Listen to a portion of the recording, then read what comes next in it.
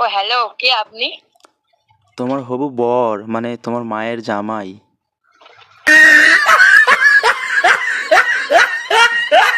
ভদ্রভাবে কথা বলেন, ঠিক আছে?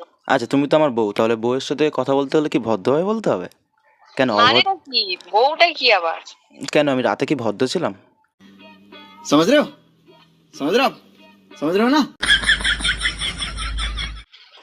তুমি না বললেও বলবো, হ্যাঁ বললেও বলবো। না, আমি শুনতে চাই না।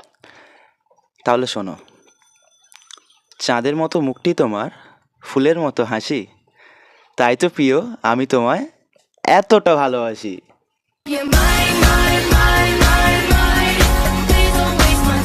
রাস খেয়ে যাবে আমার। তা আমি আমি দেখতে যাবো কি জন্য? তোমাকে তো দেখতে হবে।